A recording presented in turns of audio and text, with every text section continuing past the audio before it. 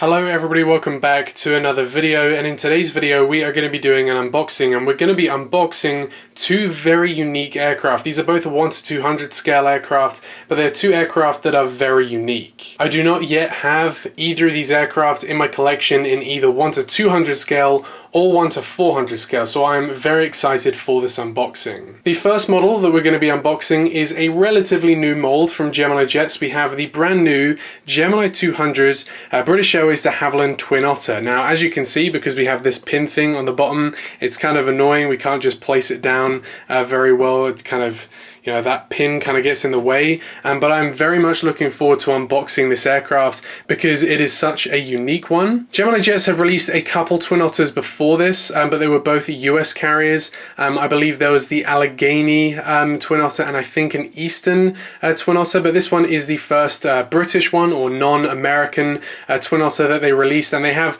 just released after this a seaplane version of the Twin Otter. Of course, the Twin Otter is an incredible aircraft. It's very versatile, and it's quite an old one at this point. It first flew in 1965, and it's just a really cool aircraft. And this one in particular, the British Airways Twin Otter, has a lot of history behind it, and that is history that we will explore when we go into detail on this aircraft and unbox it. But for now, I'm going to put this off to the side, and we're going to have a look at the next aircraft. And the next aircraft, well, it's not exactly my first rotor aircraft if you count the US Marines V-22 Osprey that I have in my collection. But if you don't include the V-22 Osprey as a helicopter, this is my first helicopter model. We have the brand new Herpa 1:200 scale British Airways Chinook. Now, the British Airways Chinook, I'm sorry for the glare there, but the British Airways Chinook is an aircraft that not many people know much about. It had a very interesting history, and one that was quite short-lived. Of course, these no longer operate, but it's a pretty cool aircraft, and one again that I will get to, and we'll go through the history of this aircraft when we get to unboxing it. But we are going to be starting off today's video with the British Airways de Havilland Twin Otter. This is of course a Gemini 200 release, so as you can see we have the really nice design of Gemini 200 box. I love the black and gold design. It makes for a really premium feel when compared to the blue boxes of the 1:400 models. Of course, it's a lot nicer as well. We have this pin kind of tab thing that we just kind of pop off there, and then we open the top there to reveal the polystyrene that is keeping the model safe. Inside here we have the stand that kind of comes together. I'll get these pieces out of there, and then inside here we can go ahead and remove the first layer of polystyrene to reveal the beautiful model sitting inside there. So we're just going to go ahead now and take the model out of the box. And wow, as you can see, first impressions are really good. You can see that it came in perfect condition, no breakages or anything along those lines. It looks really, really good. And so here we have the British Airways de Havilland Twin Otter. Now, the Twin Otter is a very famous aircraft. It's also quite an old aircraft now as well. The first Twin Otter first flew all the way back in 1965. And as of today, in 2022, they are still in production. They're still producing these aircraft. And as of now, just under 1,000 of these have been built. They haven't quite hit the 1,000 mark, but I'm sure with it still in production, they will hit that milestone very soon. It's a very versatile aircraft as well. Of course, the Twin Otter has been used in a lot of locations. For example, one of the brand new Gemini 200 releases of the Twin Otter is a seaplane version of the Twin Otter. They use those all over the world, but one of the most notable places is in the Maldives. And they can also operate in some pretty rugged conditions. For example, they can attach skis to these and operate them off of ice runways, and they also operate off really short runways as well. For example, St. Barth's is very famous for the Twin Otter flights they have there. Of course, St. Barth's has kind of this mound at the edge of the runway, and the runway itself isn't exactly the longest in the world, so these Twin Otters have to come really steep down onto the runway and then stop before the end. And then of course these British Airways Twin Otters are a testament to the rugged capabilities of the Twin Otter, as these would operate from Barra. Barra is an island up in Scotland where the airport is actually located on a beach. These Twin Otters have to land on the beach and they just park up next to the terminal building, which is essentially nothing more than just a glorified shed. And they are actually still operating these flights today on this exact aircraft. It's just no longer in the British Airways livery. This aircraft started life all the way back in 1980 with Widerøe, which is a Norwegian airline, and then it was sold to Loganair in 1994. Since 1994, it has always operated with Loganair. You can see at the front of the aircraft there, we have a little logo there that says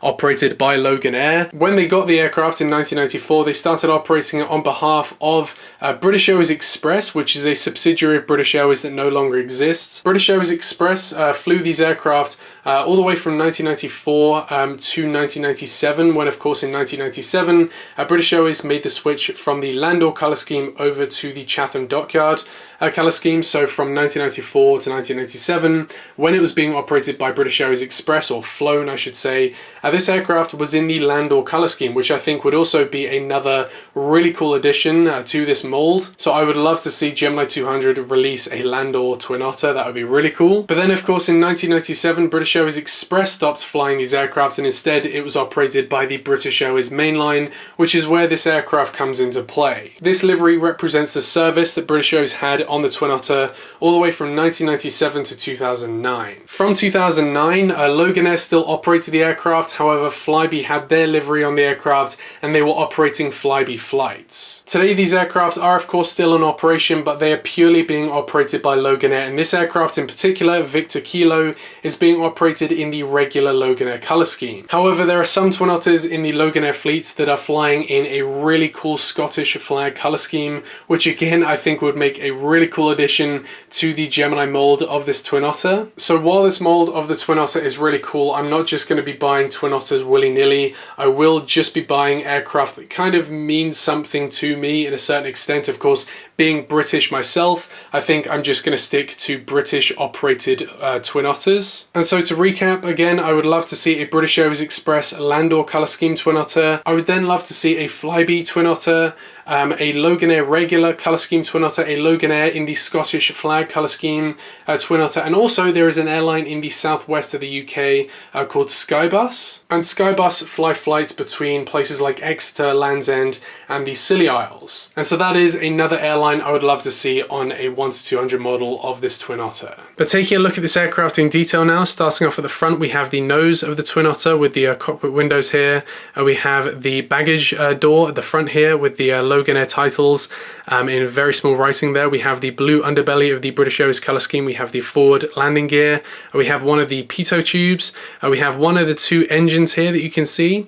We have the British Airways titles down there, the main landing gear. We have the door at the back here, the One World titles, still got to have them on a Twin Otter. And then we have of course the registration, which is Golf Bravo Victor Victor Kilo. And then we have the tail of the Twin Otter at the back here. Overall, I think this is a really cool aircraft and definitely a very unique one as well. Gemini jets, you know, I do have a lot of beef with Gemini jets, especially in their 1-400 department, and there are some small deficiencies with their 1-200 models as well, but this is one mold that they have absolutely killed, and I mean that in a good way because this model is amazing. I absolutely love it.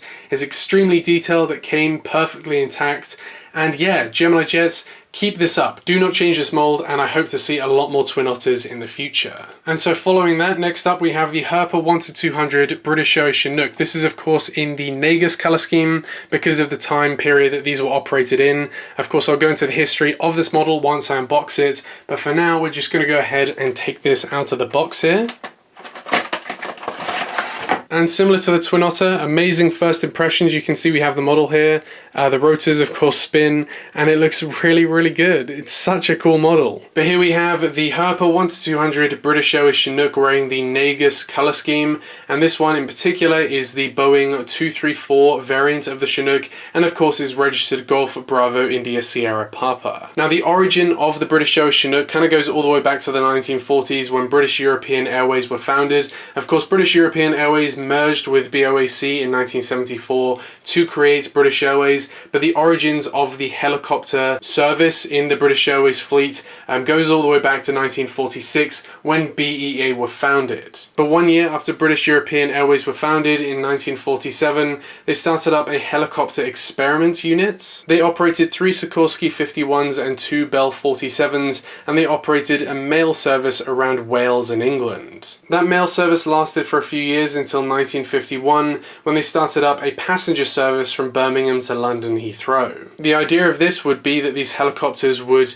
fly passengers from these further away cities and give them a ride to London Heathrow, where they could then catch their British European Airways flights. As I said, the Birmingham service started in 1951, and then 3 years later in 1954, they then also expanded to fly from Southampton and Northolt to London Heathrow as well. Then after that, they started a service between London Heathrow and London Gatwick, and this would be for connecting passengers where their aircraft arrives into London Gatwick or London Heathrow and then leaves from the other airport, meaning that you don't have to get a taxi or a bus to the other airport. You could directly fly via helicopter to the other airport and make your connecting flight. 9 years after that, in 1964, they started up British European Airways Helicopters Limited, which would act as a separate company to the main BEA brand. And just after this was founded, they started up service from Penzance to the Scilly Islands on board the then brand new Sikorsky 61s. Then later in 1967, they started up a service from Aberdeen to oil rigs in the North Sea, providing a service for these oil rig workers that were living in Aberdeen and around Scotland,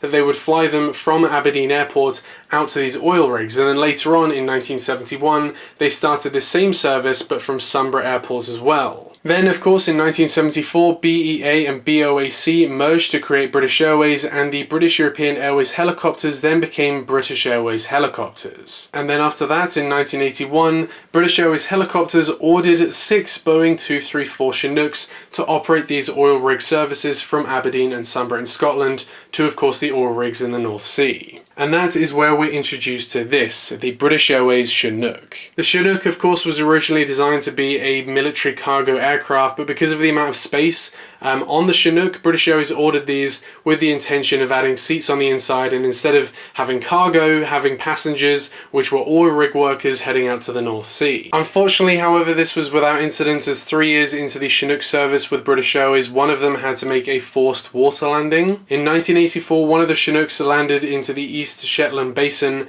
However, due to the Chinook's incredible design, it floated for 85 minutes before sinking, allowing enough time for everybody on board to evacuate the aircraft safely, and everybody on board survived. And not just that, but showing the incredible rugged capabilities of the Chinook, that Chinook that landed in the East Shetland Basin that ended up sinking was then taken out of the water and put back into service. If that isn't a testament to show what an amazing aircraft the Chinook is, I don't know what could be. 2 years after the incident, in 1986, British Airways helicopters were then sold to Maxwell's Aviation, which then became British International Helicopters, and British International Helicopters are still around today. Unfortunately, just after the sale, another one of the Chinooks suffered another incident. However, this time, unfortunately, it didn't have a happy ending. While this was just after the sale of British Airways helicopters, so technically not a British Airways incident, it was so fresh after the sale that the Chinook was still wearing the British Airways colour scheme when it crashed. The Chinook was on final approach into Sunborough Airport when one of the rotors failed,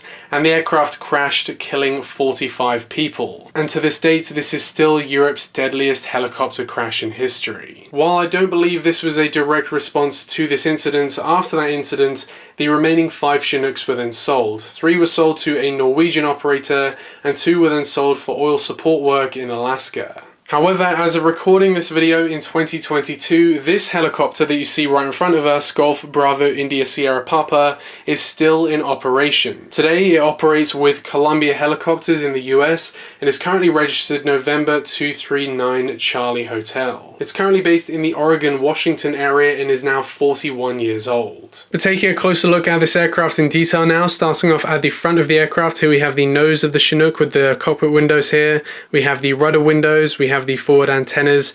We have the first rotor here. Now, of course, you can see the blades do kind of bend down here as well, which is actually really realistic because, of course, they're supporting so much weight. So when the Chinooks are on the ground, the rotors do bend over like this. Then moving down here, we have one of the boarding doors here. We have the red underbelly of the Negus color scheme here. And we have one of the main landing gear. We have the British Airways title. We have the registration, which is Golf Bravo India Sierra Papa. And then taking a look at the rear of the aircraft here, as you can see, we have one of the emergency exits. Moving back, we have one of the two engines on the Chinook. We have the rear rotor on the back there, and then of course we have the logo of the Negus color scheme here on the back, which honestly I think looks really good. And overall, I just think this is such a really cool model. And yeah, so concluding this unboxing, these are two really cool little models. I do like these sort of scale of 1 to 200 aircraft. Of course, for commercial aircraft, large commercial aircraft like 747s, even 737s, A320s, 1 to 400 is the scale to go, unless it's of course a one-off or whatever. But I love collecting these 1 to 200 aircraft that are on the smaller side, so that's why I have such a large 1 to 200 fighter jet collection, just because I love the amount of detail you can get into this size of model with it still being relatively small. Again, I would love to see more Twin Otters. Of course, the Landor Twin Otter, the Flybe Twin Otter, the Loganair, both the liveries on the Loganair Twin Otters, the Skybus Twin Otter, and then maybe some other cool ones that I don't really know about. And the Chinook, honestly, I hope Herpa do kind of go forward with this mold even further, making some maybe militarized Chinooks and different things like that. And honestly, helicopters in general, I think would be a really cool idea to see more of in 1 to 200 scale. But apart from that, that does conclude today's unboxing. And yeah, an unboxing that I'm very happy with because these aircraft are really cool and they're going to go really nicely into my collection. But apart from that, I want to thank you very much for watching this video, and I will see you in the next one. Bye.